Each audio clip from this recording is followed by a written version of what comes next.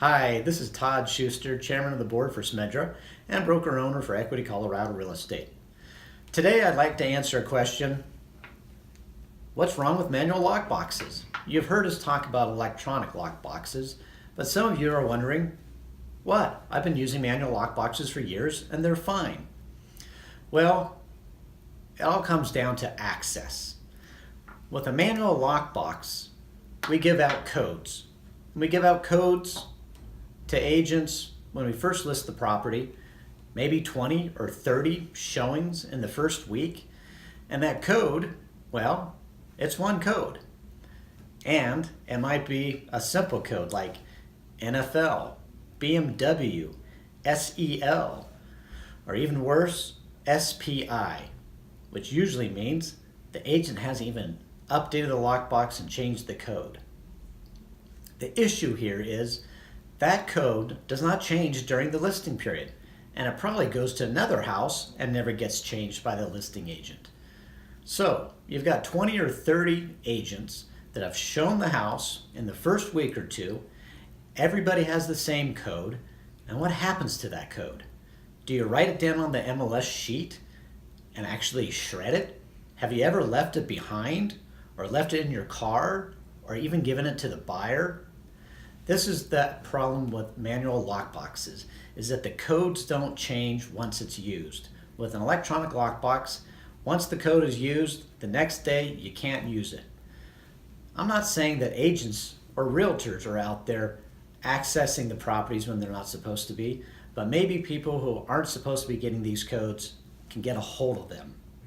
And that's a serious issue. We actually had an agent last year in my office who had a videotape of someone coming into the home using the lockbox and never had set a showing. We still don't know who that person was. We don't know if it was a buyer who had gotten the code, an agent who was going back for a second showing or a showing during an inspection. There's no way to go back and look at that lockbox and check and see who had access and who was authorized to use it.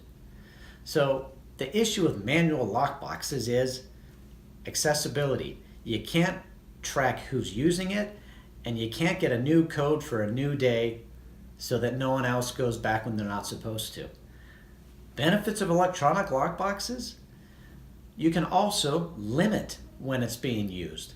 Maybe you have a day sleeper, or maybe someone on the weekend doesn't want showings.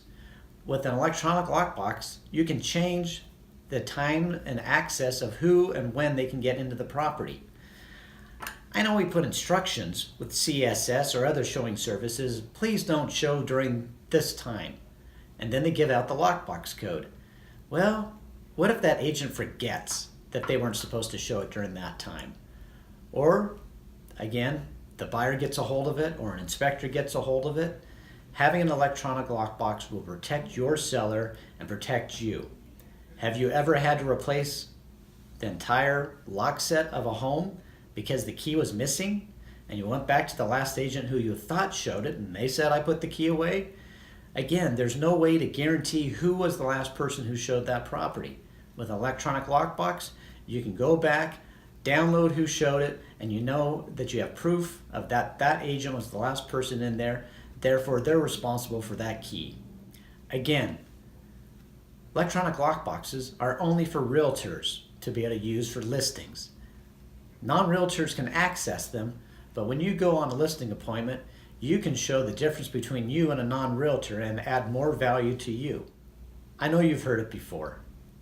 I'm really pushing to have electronic lockboxes used here in the Denver metro area. I think it's extremely important to raise the value, to raise the bar of what we do in our industry, and to protect our clients. So if the cost of electronic lockboxes has been holding you back, don't forget that Smedra is offering $10 monthly rentals on these, and the yearly access fee has been waived until August of 2019. So head on down to Smedra to learn more and pick up your electronic lockbox. Have a wonderful week. Thanks.